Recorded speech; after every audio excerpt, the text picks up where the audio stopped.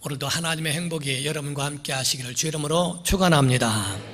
사람이 죄를 범하면서 삼중재앙이 왔습니다. 영혼에 대해서는 지옥에 갈 수밖에 없고, 육체는 질병으로 인하여 곧 뱀이 흙을 먹는다고 한 것처럼 마치 그의 마귀에 깨물려 고통을 당하는 질병으로 고통을 받게 되어 있고, 세 번째로는 환경이 저주를 받게 되었다라고 말씀을 합니다. 삼중재앙에는 영혼은 지옥이고 육체는 고통을 받고 환경도 저주를 받는 것이 삼중재앙인데, 선하신 하나님께서 그에 대하여 우리에게 하나님이 그 모든 것들을 극복하게 하신 거죠. 우리가 이 삼중재앙에 대하여 보게 되면 창세기 3장에 보게 되면 16절에서 19절에 말씀을 하고 있습니다. 또 여자에게 이르시되 내가 네게 임신하는 고통을 크게 더하리니 내가 수고하고 자식을 낳을 것이며 너는 남편을 원하고 남편은 너를 다스릴 것이니라 하시고, 아담에게 이르시되 내가 내 아내의 말을 듣고 내가 네게 먹지 말라 한 나무의 열매를 먹었은즉 땅은 너로 말미암아 저주를 받고 너는 내 평생에 수고하여야 그 소산을 먹으리라. 땅이 내게 가시덤불과 엉겅퀴를 낼 것이라. 내가 먹을 것은 밭의 채소인즉 내가 흙으로 돌아갈 때까지 얼굴에 땀을 흘려야 먹을 것을 먹으리니 내가 그곳에서 취함을 입었음이라. 너는 흙이니 흙으로 돌아갈 것이니라 하시니라. 이렇게 말씀했죠. 그래서 처음에 하와에게, 여자에게 말씀하셨고, 그 다음에 아담에게 말씀하셨고, 그 다음에 바로 땅이 저주를 받은 것에 대하여 가시덤불과 엉겅퀴를 낸다고 성경에 말씀하고 있죠.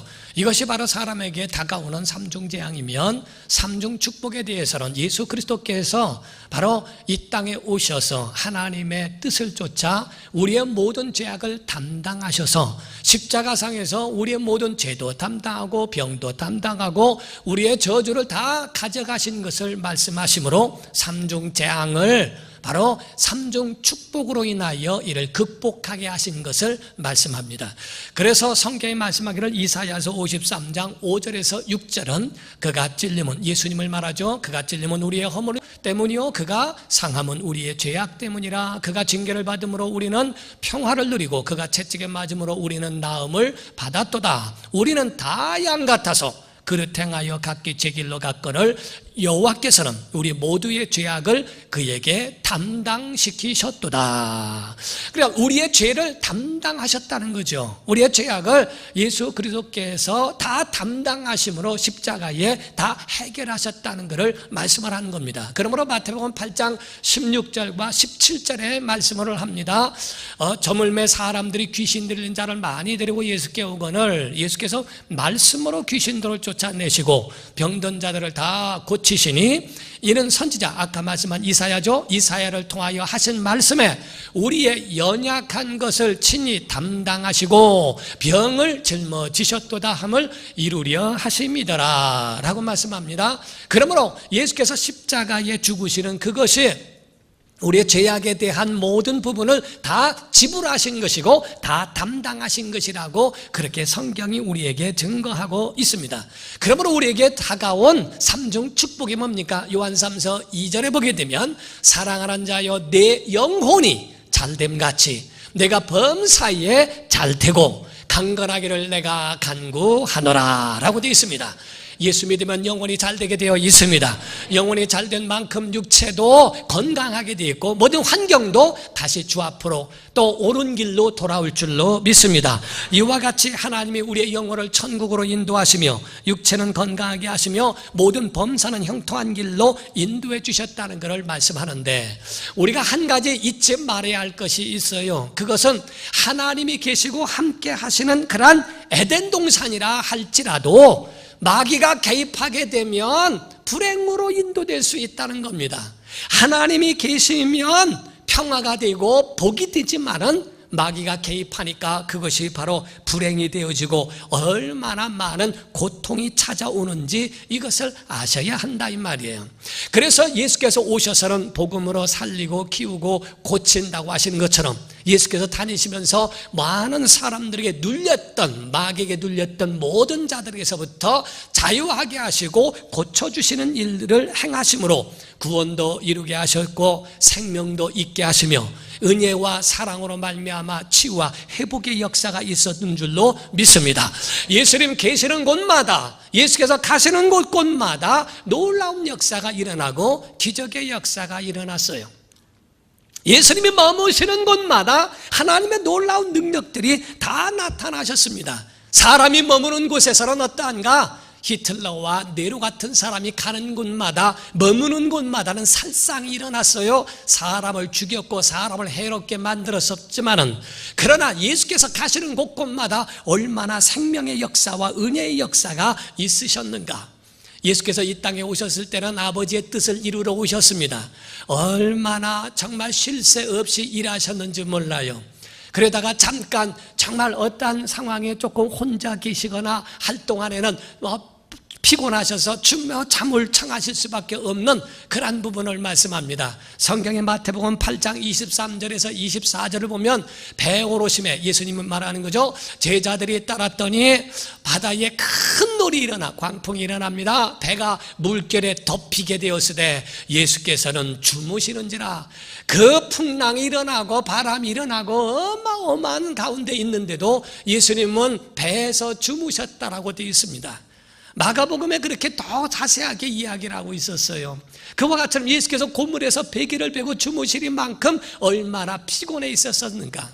제자들에게도 말씀할 때 쉬어라 라는 말씀하셨는데, 마가복음 6장 30절 31절에는 사도들이 예수께 모여 자기들이 행한 것과 가르친 것을 낱낱이 고하니 이르시되 너희는 따로 한적한 곳에 가서 잠깐 쉬어라 하시니, 이런 오고 가는 사람이 많아 음식을 먹을 겨를도 없습니다. 제자들에게도 좀 쉬어라 라고 쉼을 말씀하시는 만큼 예수님의 사역에는 멈출 일이 없고 예수님의 사역에는 끝까지 목적을 향하여 가셔야만 하는 그러한 주님의 사역에는 굉장히 고단한 여정이었다는 것을 말씀을 합니다. 이와 같이 예수님의 사역에 멈춤이 없었는데, 본문 말씀에는 여리고에 있는 정말 그 길목에서 일어난 사건에 대하여 말씀하고 있는 겁니다. 예수께서 여리고로 들어가셨다가 나가실 때에 그 일에 정말 누군가가 예수님의 발걸음을 멈추게 만들었다는 겁니다. 그는 누구였냐면 나란 일을 하는 자도 아니고 제사장의 역할을 하는 자도 아니고 어마어마하게 존경을 받는 사람이 아니고 한 거지요, 한 맹인이요, 정말 보잘것도 없고 사람들의 눈총을 전혀 그에 대하여 사람들의 관심도 전혀 없는 그러한 한 거지요 맹인인 사람이 예수님의 발걸음을 멈추게 했다고 되어 있습니다.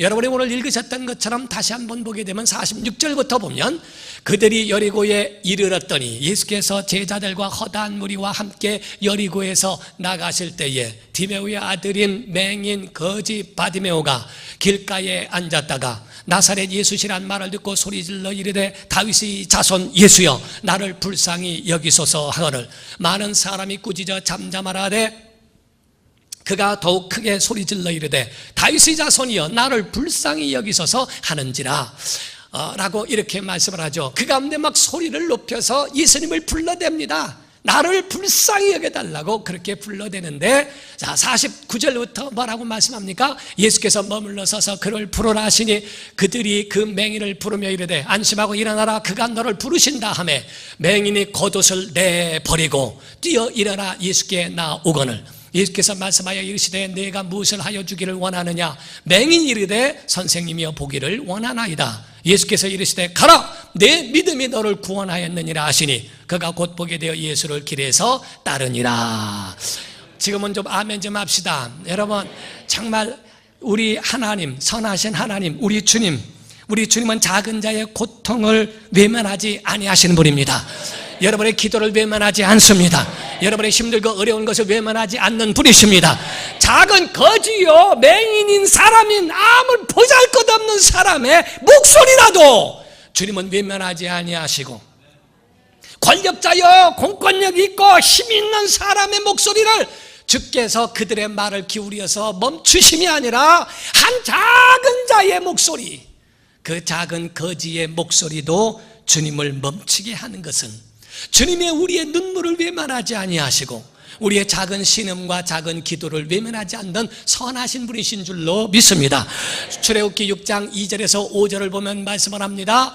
하나님이 모세에게 말씀하여 이르시되 나는 여호와이니라. 내가 아브라함과 이삭과 야곱에게 전능의 하나님으로 나타나서라. 나의 이름을 여호와로는 그들에게 알리지 아니하였고 가나안 땅 곧 그들이 거류한 땅을 그들에게 주기로 그들과 언약하였더니 이제 애굽 사람이 종으로 삼은 이스라엘 자손의 신음소리를 내가 듣고 나의 언약을 기억하노라 라고 말씀하죠. 하나님은 어떤 높은 곳에 움직이는 이런 것에만 관심이 있는 게 아니고 그들의 신음소리, 그들의 아픈 소리, 그들의 눈물 소리, 그들이 가지고 있는 그 고통의 소리에 대하여 귀를 기울이시는 하나님이시라고 성경은 말씀합니다. 시편 68편 5절에 말씀을 합니다. 그의 거룩한 처소에 계신 하나님은 고아의 아버지시며 배경도 없는 아버지도 없는 고아의 아버지가 되시며 그리고 의지할 곳 없는 과부의 재판장이시라.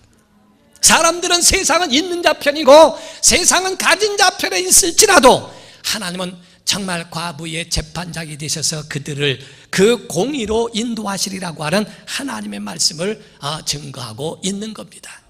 사랑하는 성도 여러분, 예수님은 종료주일입니다. 예수님은 이제 십자가를 향하여 달려가셔야 하는, 이제 속히 가셔야 하는 그 길목에서 일어난 일을 보게 됩니다. 우리가 여기서 아셔야 될 때에 정말 주님의 발걸음을 언제 멈추실 수 있을까? 과연 주님이 바쁘게 지나가시고 십자가를 지시러 진행하고 계시는 그 발걸음이 언제 멈추실까? 몇 가지를 기록했는데요. 첫 번째가 주님의 도움을 구할 때, 주님을 필요로 할 때 주께서 그 가운데 발걸음을 멈추신 줄로 믿습니다. 주님은 외모를 보지 않습니다. 학력을 보지 않습니다. 재산이 얼마나 있는가 보지 않습니다. 요직에 있는가, 어떠한 잘 나가는 사람인가에 관심 있는 게 아니고 가난한 자들, 심정이 가난하여 주님의 도움을 구하는 자들, 주님을 찾는 자들에게 주님의 발걸음이 멈춰서신 줄로 믿습니다.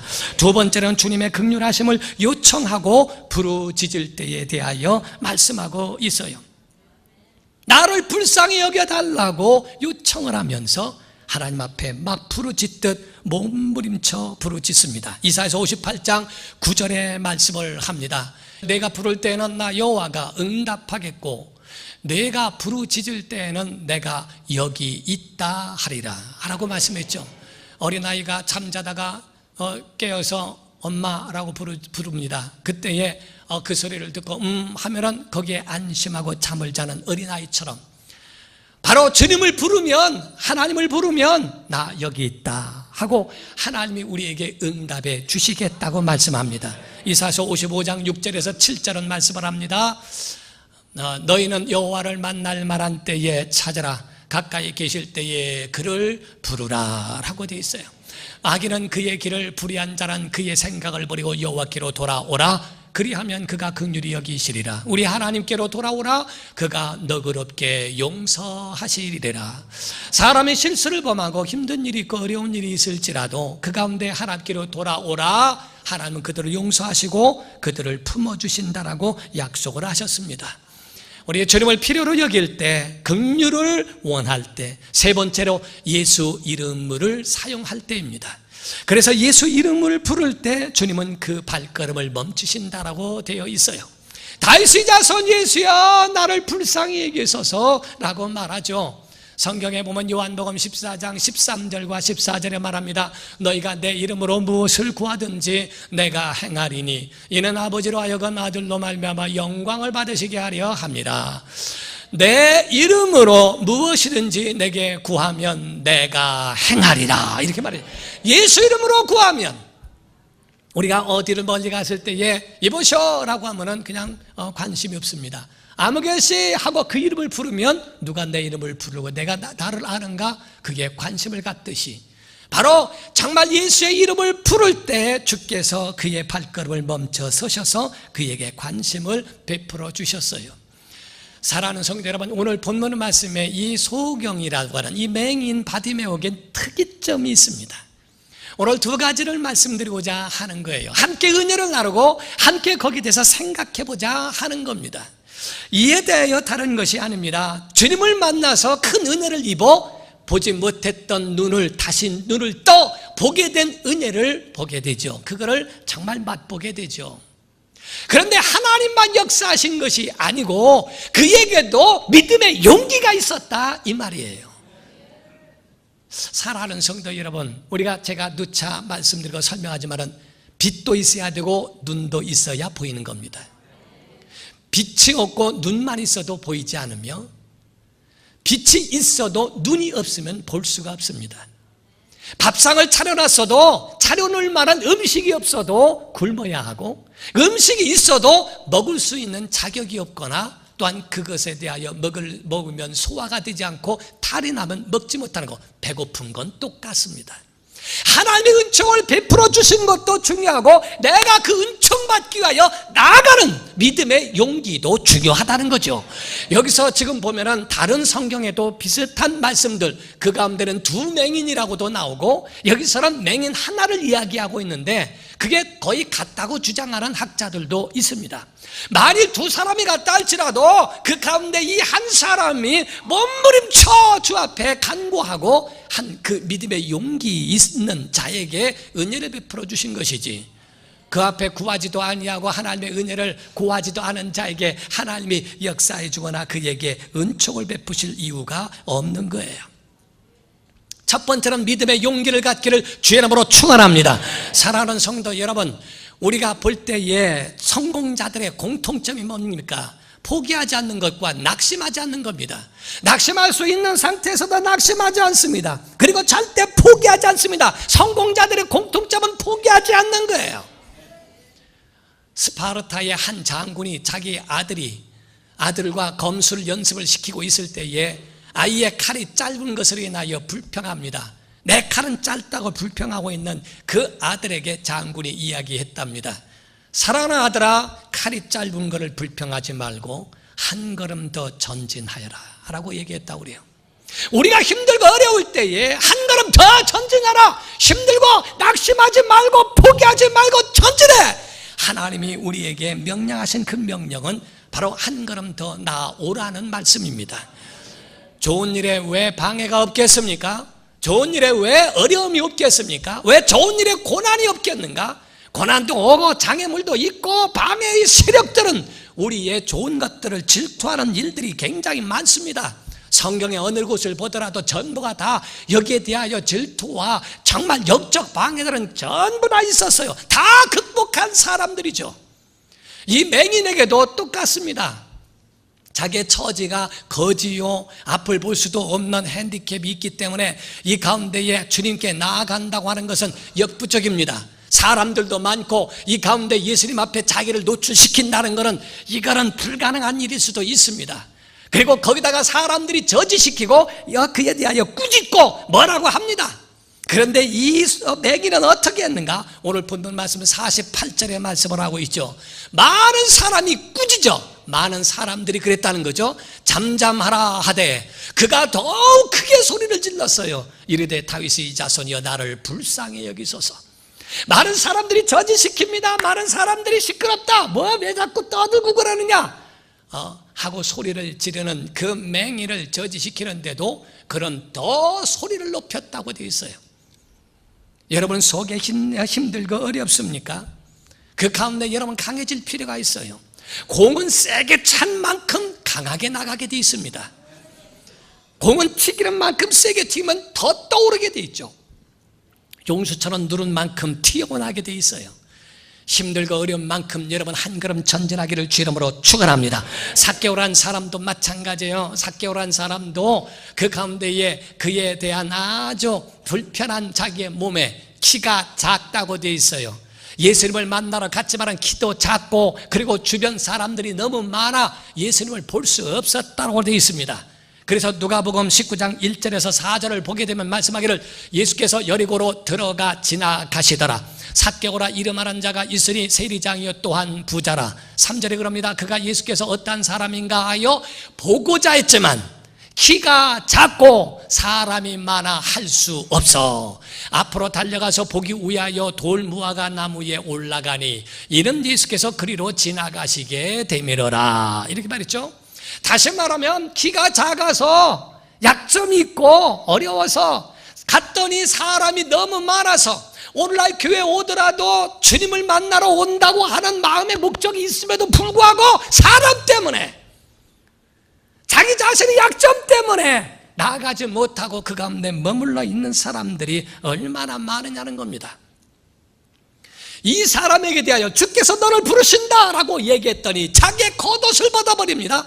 여기서 겉옷을 벗어버렸다는 말은 자기 허울을 벗었다는 거예요. 자존심, 체면, 자기가 가지고 있는 주 앞에 있었던 가식과 외식을 다 벗어버리는 겁니다. 주님이 부르실 때 주 앞에 나아가기를 주 이름으로 축원합니다. 내 속에 있는 잘못된 거 다 내려놓기를 주 이름으로 축원합니다. 겉옷은 자기의 전부예요. 그게 있어야 사람들이 동정을 갖고 그에게 도와주고 돈이라도 주는데, 주님이 부르신다는 소리에 자기 모든 걸 다 집어 던져버립니다.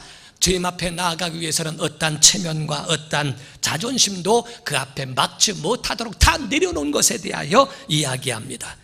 사랑하는 성도 여러분, 삭개오가처럼 돌무화과 나무에 올라가는 믿음의 용기가 우리 삶 속에 있기를 예수 이름으로 축원합니다. 두 번째 특이점이 있습니다. 이것은 바로 이 맹인에게서는 아주 마지막 기회라고 여겼다 하는 겁니다. 오늘 본문 말씀 46절을 다시 한번 보게 되면 그들이 여리고에 이르렀다. 자, 여리고에 이르렀어요. 예수께서 제자들과 허다한 무리와 함께 여리고에서 나가실 때라고 그랬어요. 여리고에 이르르셨고 여리고에서 나가실 때라고 이렇게 되어 있습니다. 이와 같이 여리고에 이르고 여리고에서 나가실 때, 이제 한 번 나가면 십자가로 가야 됩니다. 이제 한 번 나가면 다시는 여리고로 돌아오지 않는다는 겁니다. 이제는 여기서 여리고를 지나가 버리면 이제는 더 이상 돌아오지 않는, 다시 돌아오지 않는, 정말 그 가운데 급하고 주님이 지나가 버리시면 다시 돌아오지 않는 그런 마지막 기회. 여러분, 우리 두 가지 믿음의 용기 갖기를 주 이름으로 축원합니다. 두 번째로 신령한 기회를 놓치지 말기를 주 이름으로 축원합니다. 저는 우리 교회가 여리고가 되었으면 좋겠어요. 주님이 머무시는 장소가 되었으면 좋겠어요. 주님이 지나가시려고 하는 그 발걸음을 멈추시는 예배가 되기를 주 이름으로 축원합니다. 어느 때는 어떠할지라도 상관없습니다. 우리 이 예배만큼은 주님의 발걸음이 멈춰서기를 원합니다. 주께서 머무시는 곳마다 능력이 나타났고 머무시는 곳마다 온갖 하나님의 놀라운 역사들이 일어났습니다. 우리 교회가 이와 같은 예배의 장소가 되어지고 여러분 심령들의 주님이 머무시도록, 삭개오야 삭개오야 내려오너라, 내가 오늘 내 집에 유하여야 하겠다. 여러분 심령의 주님이 유하시고 여러분의 가정과 우리 교회의 예배 가운데 주님이 그 발걸음이, 주의 발걸음이 머물러 서시는 예배와 여러분의 가정과 심령이 되기를 예수 이름으로 축원합니다. 기도하시겠습니다. 다 같이 시간에 통성으로 기도할 때, 하나님 우리에게 은혜를 베푸셔서 정말 주님이 머무르시는 곳마다 하나님의 은혜가 있사오니 이 두 가지가 오늘 이 예배 가운데 일어나게 하소서. 믿음의 용기가 있게 하여 주옵소서. 이 신령한 기회를 잃어버리지 않도록 도와주시옵소서. 다 같이 간절한 마음으로 통성으로 기도하시겠습니다.